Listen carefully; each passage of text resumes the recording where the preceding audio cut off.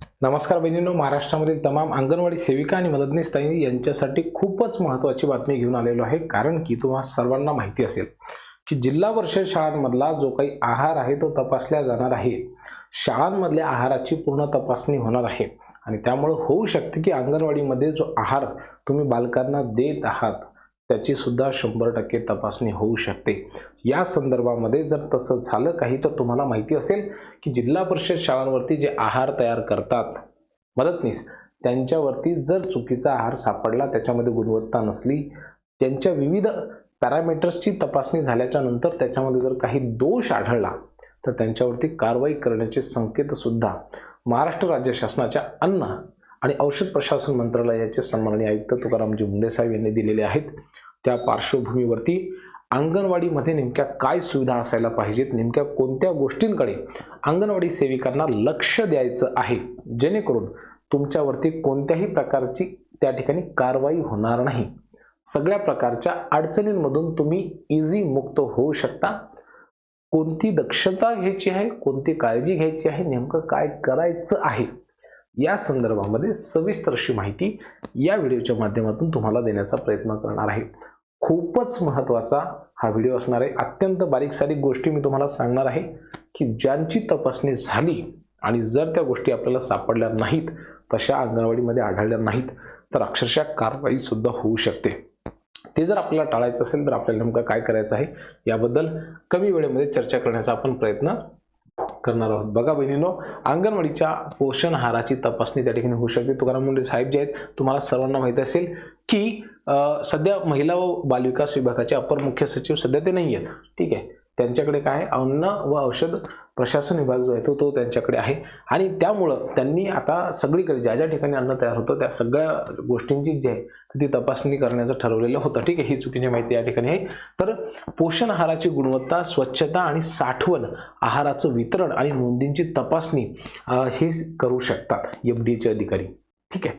Food and drugs inspector जे आहेत की नाही ते तुमच्याकडे येऊन ह्या सगळ्या बाबतींबद्दल चर्चा करू शकतात। त्याबद्दलची जी काही माहिती आहे तर ते घेऊ शकतात की नेमकं तुम्ही कशा पद्धतीने आहार बनवलेला आहे, तो गुणवत्तापूर्ण आहे की नाही, त्याची चव व्यवस्थित आहे की नाही, तुम्ही सगळ्या गोष्टींचं व्यवस्थित बॅलन्स ठेवलेला आहे की नाही, मदतनीस ताईंनी स्वच्छता वगैरे घेतलेली आहे की नाही, तुम्हाला ज्या ज्या गोष्टी त्या ठिकाणी आवश्यक असतात त्या सगळ्या गोष्टींचं मिश्रण हे कमी जास्त प्रमाणामध्ये आहे का, म्हणजे त्याच्यामध्ये धान्य किती आहे, डाळी किती घेतलेल्या आहे, तुम्हाला तांदूळ जेवढ्या प्रमाणामध्ये पाहिजेत त्याच प्रमाणामध्ये तांदूळ आहेत का, आणि जर ते नसतील तर मग तुम्हाला अडचण होऊ शकते। तेल असेल किंवा साखर, ज्या ज्या गोष्टी तुम्ही आहार तयार करण्यासाठी वापरत असता त्या सगळ्या गोष्टी चांगल्या असायला पाहिजेत, व्यवस्थित असायला पाहिजे असं त्यांचं मत आहे।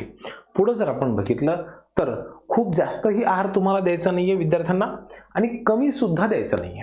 अलग लक्षामध्ये जे प्रमाण तुम्हाला सांगितलेलं आहे त्या प्रमाणामध्ये तुम्हाला आहाराचं वाटप करायचं आहे। कारण की एखाद्या वेळेस जर समजा तुम्ही आहार वाटप केला आणि त्या ठिकाणी जर अधिकारी आले आणि त्यांनी बघितलं की अरे एका मुलाला खूप जास्त आहे, एका मुलाला खूप कमी आहे, सगळ्यांनाच खूप जास्त आहे किंवा सगळ्यांनाच खूप कमी आहे, तर याकडे सुद्धा त्यांचं लक्ष राहणार आहे, ठीक आहे। म्हणून पुढचे काही दिवस तुम्हाला ह्या सगळ्या गोष्टींमध्ये खूप व्यवस्थित लक्ष द्यायचं आहे। आता ज्यावेळेला तुम्ही अन्न शिजवाल किंवा आहार तयार कराल तर त्यावेळेस वजन मोजण्यासाठी शक्यतो काट्याचा वापर तुम्ही करा किंवा जे प्रमाण तुम्ही घेत आहात ते अत्यंत व्यवस्थित घ्या।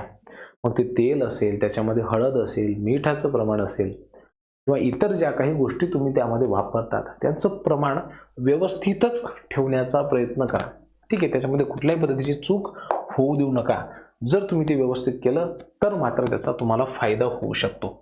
आणखी एका महत्त्वाच्या गोष्टीची तुम्हाला अत्यंत काळजी घ्यायची आहे तो म्हणजे काय आहे की आहाराचा रंग कशा प्रकारचा आहे, त्याचा वास कसा येतो, त्याची चव कशी आहे, ठीक आहे, त्याचा दर्जा कशा पद्धतीचा आहे हे तुम्हाला एकदा तपासायचं आहे अंगणवाडी सेविका ताईला, मदतनीस ताईला, दोघांना सुद्धा। कारण की सेविका ताईची सुद्धा त्या ठिकाणी महत्त्वाची जबाबदारी असते, ठीक आहे।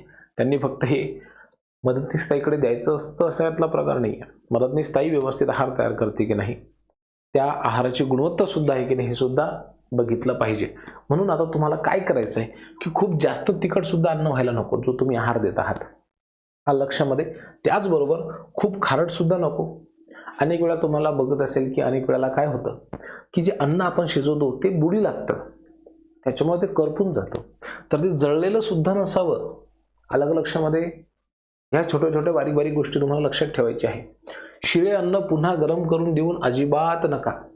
घुगऱ्या असतील, मटकी असेल, चवळी असेल, तुम्ही जर काही देत असाल तर आपण कसं करतो, काही काही बारीक सारीक गोष्टींकडे दुर्लक्ष करतो, ते काही दिवस पुढचे आहे की नाही. तसं तर आपण बारमाही सुद्धा असंच करायला पाहिजे, ठीक आहे. कारण की ते तुमच्याकडे बाळ येत आहे, ते खूप महत्त्वाचं आहे.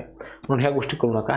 त्याच्यानंतर भाजी असेल, डाळ असेल, खिचडी असेल तर ती नीट शिजलेली आहे की नाही, ती कच्ची तर नाही राहिली ना, ह्याकडे सुद्धा तुम्ही बघा. सगळीकडे समप्रमाणामध्ये आहार संतुलित तयार झाले की नाही याची एकदा काळजी करा. पुन्हा बघा, जर तुम्हाला काही वाटलं की संशय आला तर अशा परिस्थितीमध्ये तुम्ही आहाराचं वितरण करणं थांबवा, ठीक आहे. आणि मदतनीस ताई असेल तर त्यांनी सेविका ताईला सांगितलं पाहिजे. सोबत थोडंसं सॅम्पल सुद्धा काढून ठेवा, कारण की जो गुणवत्तापूर्ण आहार आहे तो विद्यार्थ्यांना भेटला पाहिजे, तो त्यांचा हक्क आहे असं आपण म्हणायला काही हरकत नाही.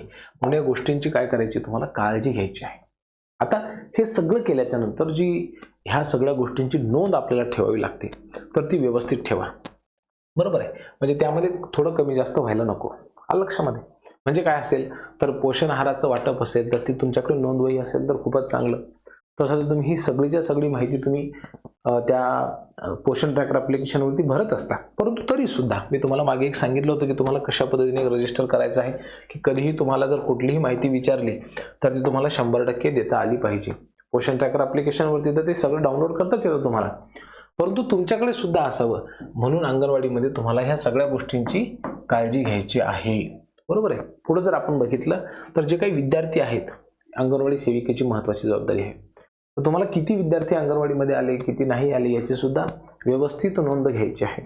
त्यानंतर जर आपण बघितलं तर विद्यार्थ्यांचं जे काही ग्रोथ मॉनिटरिंग आहे ते सुद्धा व्यवस्थित लक्षात घ्या. तुम्हाला माहिती असेल की मागे काय झालं होतं, की अनेक अंगणवाडी सेविका आणि मदतनीस ताई यांनी काय केलं होतं की वजन आणि उंचीचं प्रमाण हे कमी जास्त केलेलं होतं आणि त्यामुळे आयुक्त खूप नाराज झाल्या होत्या, खूपच जास्त.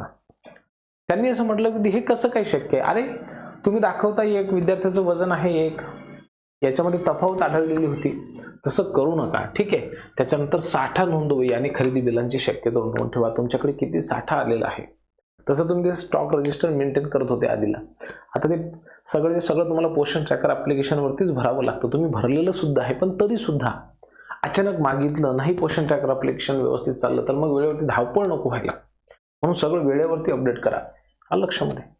मासिक अहवाल, मंथली रिपोर्ट आणि पोषण ट्रॅकर ॲप्लिकेशनवरती ज्या नोंदी आहेत मी तुम्हाला पुन्हा तेच सांगतोय की ह्या गोष्टी तुम्ही व्यवस्थित भरा, कारण की ह्या गोष्टी जर तुम्ही व्यवस्थित भरल्या तर तुम्हाला त्याचा फायदा होऊ शकतो. अन्यथा कारवाईची जी आहे तर ते 100% होण्याची चान्सेस त्या ठिकाणी आहेत. म्हणून ह्या सगळ्या गोष्टी नोंदवही व्यवस्थित ठेवा. अन्नाची गुणवत्ता तुम्ही त्या ठिकाणी तपासा. अंगणवाडी सेविका आणि मदतनीस ताईंनी दोघींनी मिळून काम करा. जे काही आहाराचं प्रमाण आहे ते सुद्धा व्यवस्थित ठेवा, जेणेकरून जर उद्या समजा काही त्या ठिकाणी अशा पद्धतीने कारवाई झाली किंवा जर तुमची तपासणी झाली तर तुम्हाला त्याच्यामध्ये अडचण यायला नको. तुमच्या मनामध्ये काही प्रश्न असतील, शंका असतील तर त्या कमेंट बॉक्समध्ये लिहायला अजिबात विसरू नका. खूप खूप धन्यवाद.